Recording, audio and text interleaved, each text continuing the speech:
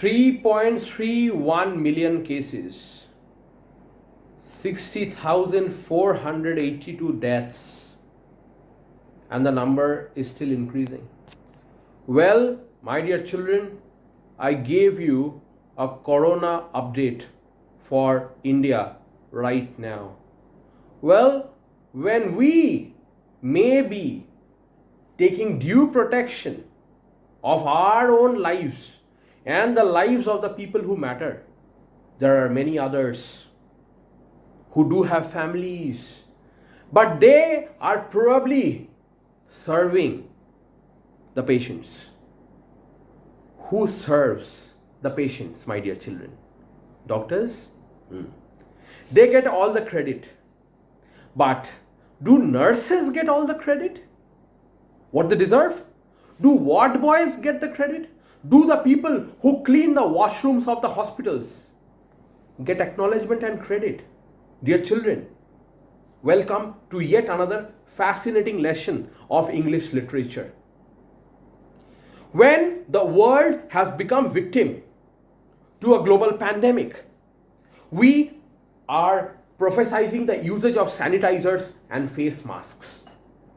People say, you shouldn't go out right now. It's not safe. You might have an infection. It's important for you to stay indoors. But can the doctors and nurses, the paramedical staff and the allied medical staff working in the hospital and healthcare centers say no to their service right now? Do they have the provision of staying back at home, my dear children?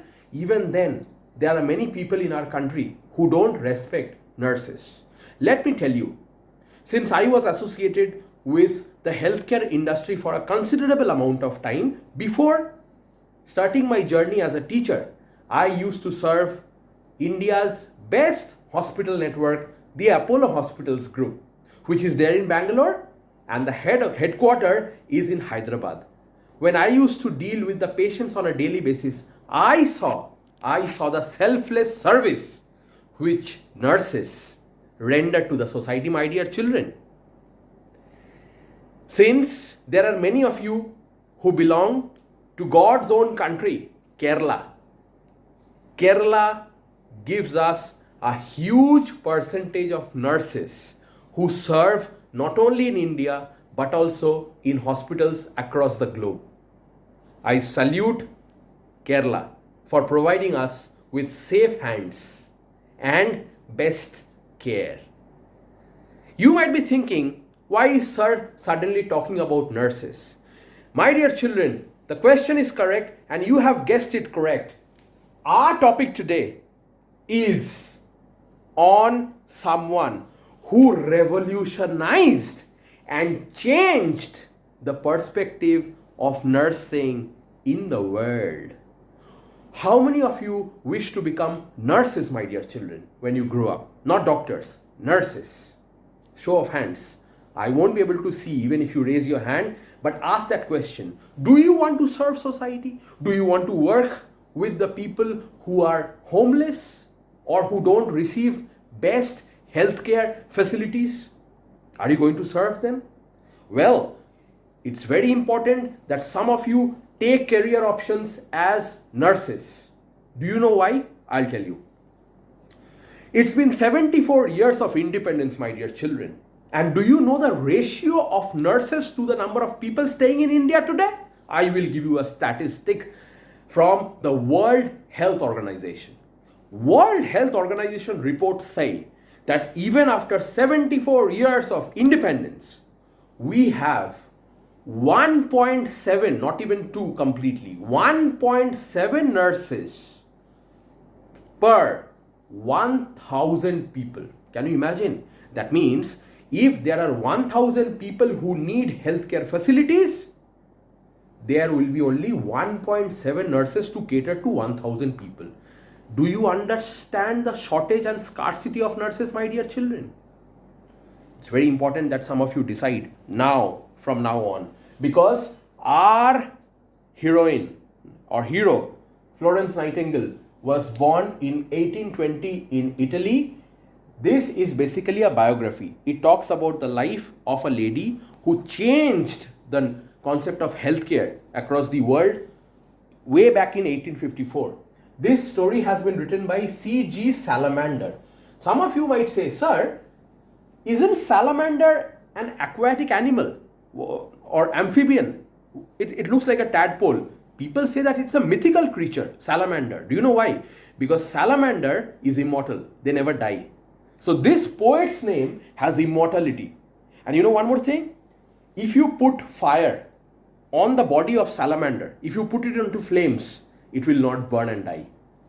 What a blessing of God. So this is our author, and Florence Nightingale was called the lady with the lamp.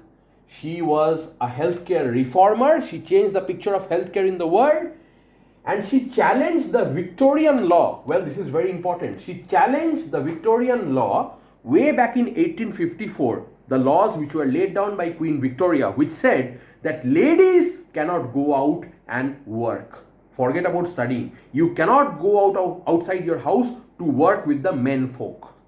She changed that law because she was the first lady who studied, who went to Germany to study nursing, and then she started working for the people of the world along with the men folks. So she changed that rule which says that women are of no use. Now let's look into the Cline of her life. New word, C-L-I-N-E. You don't have much of vocabularies or new words in this chapter because it's a chapter with a lot of photographs. Okay. C-L-I-N-E. What is Cline? Have you seen this kind of representation before, where you talk about a person's life in terms of milestones? These are called milestones. See, dots. Important events in one person's life. You can have milestones in your life also. This graph that you see here is called not a line, Cline, C-L-I-N-E. Let's look at the Cline of Florence Nightingale's life. She was born in a place called Florence in Italy in the year 1820. After 17 years, she dreamt that God wanted her to help the society by becoming a nurse. In 1837, she thought of becoming a nurse. Soon after, in 1851, she went to Germany to study nursing. In 1854, there was the Crimean War. Now, this was a war which was actually there, for military supremacy. Countries were fighting to show their military superpower. So, lot of soldiers were wounded back then, and that is the time when Florence Nightingale served the wounded soldiers with first aid along with 38 nurses. Remember the year, 1854. Shortly thereafter, in 1856, she got to meet Queen Victoria. She was invited for tea, and she discussed a lot of healthcare reforms with the Queen herself. 1856, very important year. So the Queen said, wow, you have done a fantastic job of serving the wounded soldiers. Please come to my palace and tell me more about healthcare. In 1883, she was awarded the Royal Red Cross. This is a very important award which is given to people who does a lot of good work in the healthcare industry. Okay. In 1910, unfortunately, she left us all for her heavenly abode. And since then, she's been famous for having changed the healthcare system. Do you know what she changed about healthcare system? You will see in the photographs. While this war was going on, the soldiers were getting wounded. Fine, great. When she used to visit all the hospitals as a nurse, along with the doctors, she used to see that there is one hospital where she used to work. That hospital had a a very wretched sanitation system beneath it. So the patients who were admitted in the hospital were drinking dirty water and they were falling sick. Florence Nightingale, for the first time, told the authorities that people die not because of injuries. People die because of the toxic water that they have been drinking in the hospital. What a discovery, my dear children. Now let's come to the mind map. This is based on your chapter. The lady with the lamp. Do you know why she's called the lady with the lamp? When she used to go on the rounds at night, soldiers used to groan in pain. Wounded soldiers, you can understand, they used to this is how it hurts, right? When you're wounded. She used to take a lamp at night and she used to go and see if anybody is in pain and she used to serve them. What a human being. She studied nursing. She served the wounded in the Crimean War, Crimean. This is the lady who empowered women for the first time. She said, women can also take up responsibilities in their hands and can serve the society just like men do. She ensured hygiene and sanitation in the hospitals. Prior to this, prior to Florence Nightingale's advent, hospitals were very dirty. She said that people get infection from the hospitals themselves. So we have to maintain the hospital's hygiene and keep it clean. She encouraged nurses to gain more knowledge. She was not a nurse herself. She became a nurse and then she understood that if people don't upgrade the knowledge, it will be very difficult to exist in this world of competition. So she encouraged nurses to gain more knowledge and help the poor. Finally, she died at the age of 90. Well, it's a very sad story. Since she spent most of her time working with infected people and wounded soldiers, she imbibed a bacterial infection in her body and she didn't recover. She lost her eyesight. She went completely blind before her death. And finally, she succumbed to that infection and we lost her in 1910.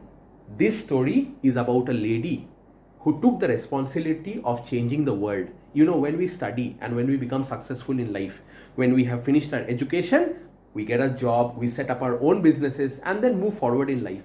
How many people look back and think of what society has given to you and think of giving it back to society? How many of you do that? Very less, my dear children. Trust me, it's not very important of who you are or what you may become. It's about what you give back from where you have got. I'm sure this story is going to inspire all of you. And if it does, please do like this video when it is uploaded in YouTube. And on that note, let us welcome September in our lives, my dear children. Stay safe, take care, and let me know if you wish to become a nurse. On that note, bye-bye. God bless.